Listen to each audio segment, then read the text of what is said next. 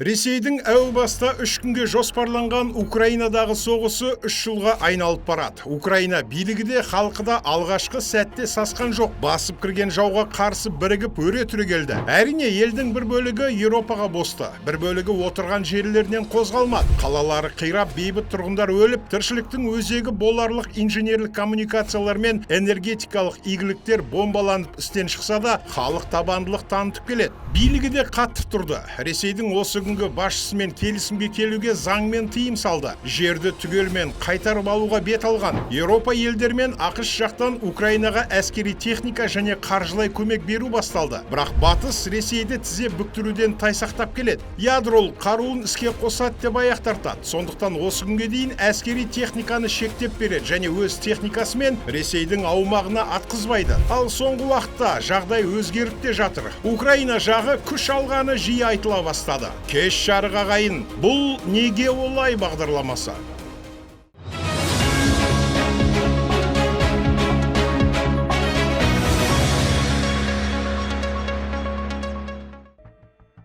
Украина әскері Ресейдің Курск облысына басып кіріп мықтап бекінді. Курск және сол маңдағы өзге өңірлерді басып алу Украинаға жер алмасу үшін қажет деген пікір басым. Жалпы Украина Еуропаға қалқан болып тұр. Өзге посткеңестік елдер үшін де соғысып жатыр деген пікірде кеңінен тараған. Бейбітшілік жоспарын ұсынған елдер бар. Мысалы, Қытайдың және Бразилияның бейбітшілік жоспары жарияланған. Бірақ Украина билігі оларды қабылдамады. Онда Украинадан гөрі Ресейдің мүддесі басым деген уәжін айтты. Украинаның өз бейбітшілік жоспары бар. Ол бойынша бірер саммитте өткізілді. Шындығында Украинаға Ресейдің 1 метрде жері керек емес. Украина үшін өз жерін толық азат ету мақсаты қойылған. Осы текетірес, яғни соғыс жалғасып жатқандықтан екі жақтан әскер шығыны аз болмай тұр. Бір айта кетерлігі, Украина билігі үшін әр адамның құны үлкен. Сондықтан жастарды әскер қатарына шақыру деген жоқ деп жатыр. Украина әскерінің дені 40-қа барған сақа жауынгерлер құрайды. Өйткені жастардың өмірін сақтауды ойластырудың бір жолы осы. Неге KZ ақпараттық сараптамалық порталы Ресейдің Украинадағы соғысы бойынша сараптамалық зерттеу материалын жариялаған екен? Онда мынадай тың деректерге қанығамыз. The Wall Street Journal басылымының жазуынша, Ресей мен Украина арасында соғыс басталғалы бергі 2,5 жылда қаза тапқандар мен жараланғандардың саны миллионнан асқан. The Wall Street Journal дерегіне сенсек, бұл соғыста Ресей тарапынан 200 мың жауынгер өліп, 400 мыңға жуығы жараланған. Ал Украинаның 80 мың әскері шейіт болып, 400 мыңға жуығы жарақат алған. Міне, бұл соғыстың құны осындай. Қаза тапқандар мен жараланғандардың саны миллионнан асты деп жазды The Wall Street Journal. Ал енді басылым бұл санды қайдан алды? Түрлі дерек көздерінен алған. Қаза болғандар мен жараланғандардың нақты санын анықтау қиынға соғыпты. Ресей ресми сандарды жариялаудан бас тартса, Украинаның шығындары туралы ақпаратта жабық. Дегенмен бағалау бойынша қорғанушы тараптан 80 мың жауынгер өліп, 400 мыңы жараланғаны анықталған.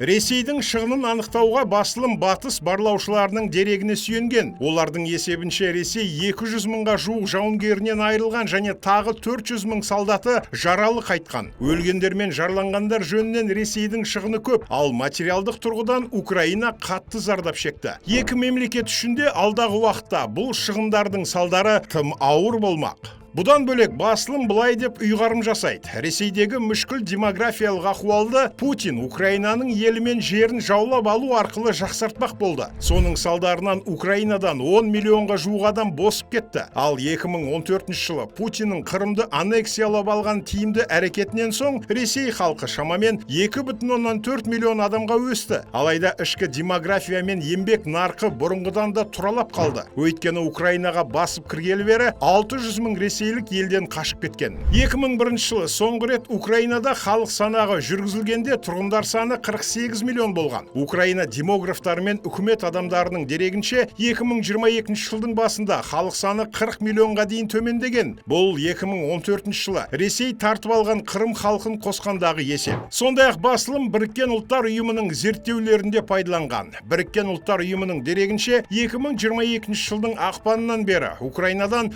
6 миллионнан астам адам кетіп қалған. Ресей жаңа жерлерді басып алып жатыр. Соның салдарынан Киев бақылап отырған территориядағы халық саны 25-27 миллионға дейін кеміпті. Украина үкіметінің мәліметіне қарағанда, биылғы жылдың алғашқы жартысында өмірге келген адамдар санынан өлгендердің саны 3 есе көп екен. Бұл кезеңде 250 мың адам өліп, 2021 жылдың осы кезеңінде 130 мың сәби дүниеге келген болатын. Украинаның бұрынғы шенеуніктерінің айтуынша, Владимир Зеленский 18-25 жас аралығындағы жас жігіттердің денін әскерге шақыртудан бас тартып отыр. Өйткені олардың көпшілігі бала сүйіп үлгерген жоқ. Егер жаппай әскерге шақыртып алса, көбі не өліп қалады, не ештеңеге жарамсыз болып қайтады. Қазір Украина әскерилерінің дені жасы 43-тен асып кеткен сақа жауынгерлер. Әскердің санын арттыруда Киев сотталғандар мен шетелдік жалдамалыларға басымдық беріп отыр. Бұл соғыста оққа ұшқан бейбіт халықтың нақты саны әлі анықталмаған.